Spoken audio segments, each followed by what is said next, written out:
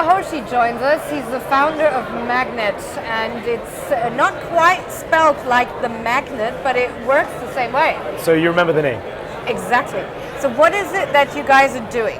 So MAGNiTT is the largest entrepreneurship platform here in the region, where we bring over 3,300 startups and allow them to connect with the major stakeholders in the ecosystem, whether that is corporates, investors, talent, or service providers. So anyone can sign up to MAGNiTT. Yeah. I'm a startup, I'm signing up to MAGNiTT. What are the benefits of doing that? So once you've created your profile on the platform, that acts as your gateway to connect with the different stakeholders. So if you're applying for funding, we have 24 VCs in the region that you can apply to just using your MAGNiTT profile as the introductory email. Say, hi, here I am, this is what I'm doing. This is what I'm doing. It's like sending a one-pager, but digitally. So it has all of your information, and you can do it multiple times and communicate on the platform. If you're hiring a head of sales, if you're hiring a CTO, if you're looking for a co-founder, we have a job board dedicated to startups that allows people who are interested in startups, as well as the startups themselves, to advertise the jobs. We also have a discussion forum. We have something called Ask MAGNiTT. We're trying to create transparency of information and transparency of data that's of interest and use to the ecosystem. What's your guess of all the startups here in the region, how many have signed up with MAGNiTT? We have 3,300. Our aim is to get to 5,000 by the end of the year and 10,000 by the end of next year. I say that we're quite well populated in the UAE, ABCD, Amman, Beirut, Cairo, and Dubai. But when you look at the huge amount of growth in Saudi Arabia, in Qatar, and Kuwait, you look at places like Turkey, Iran, North Africa, we still have a while to go. You're not someone who holds a startup's hand. You're not helping in, like, you know, how do I pitch my idea to someone? You're a data collector. We like to introduce them to people that can help hold their hand if that's a service that people want to provide. We don't act as an incubator or an accelerator necessarily, but we help them identify people that can help them. What inspired you to create MAGNiTT? So the original idea was to try and connect entrepreneurs to a community of people that can help validate their idea. But over time, what I realized is here in the region, I wanted to try to create a transparency of information that was useful to the different stakeholders.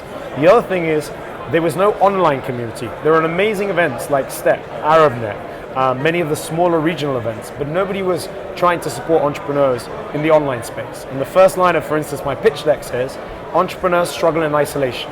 And we want to try and solve for that isolation. Bring them all together and connect them with the right people. Great. How do you make money through MAGNiTT? So currently we're making money through the subscription to the data. So what does that mean? We have different corporate clients who have different initiatives, i.e. advertisers, marketers who want to provide benefits to startups. They want to see at what stage of development the startup's at to see if they can help support them. The second one is corporates such as incubators, accelerators, your Emirates, your Mercks who are interested in creating incubators. They want to identify startups that are of interest to them. And the third bracket is kind of your consulting and investors that are looking for specific clients or for investment purposes to identify startups that are meet their criteria. Does MAGNiTT pay your bills? Currently, it's just about covering my bills. It's not paying my bills. Very good. How big is your team? At the moment, we're a team of 5. I have quite a few interns that are helping with the data gathering, with the data reporting and social media. But our aim is to continue to grow the team and replicate the model across geographies. You said you want to have 10,000 startups sign up in the next By the end of next year. By the end of next year. Unofficial targets. How will your business then grow, MAGNiTT? How will that grow in the, let's say, according, you know, and the employees, the amount of people working for you? Well, I mean, I think that it's a very important data play. So much of the things that we're trying to do is a technology online platform. So the importance is getting the platform right, which means that it's scalable without having to get more and more people.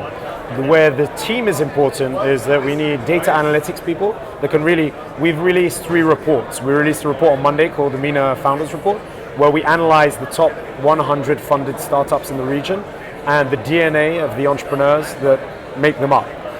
That takes a little bit more analytical work in the same way as CB Insights or Mattermark or Crunchbase does that. But as we grow the team, we also want to grow in geographies. So when you want to go into Turkey or Iran or Africa, you need people that are knowledgeable about the local area to be able to do that. What are the biggest mistakes that you see startups doing? Why do they fail? So I don't think, failing is a learning lesson. I think myself included, sole founder, in the report that we just released, of the top 100 successful, i.e. they funded their companies in the region, 40% were sole founders. So I don't know how many of the rest are sole founders.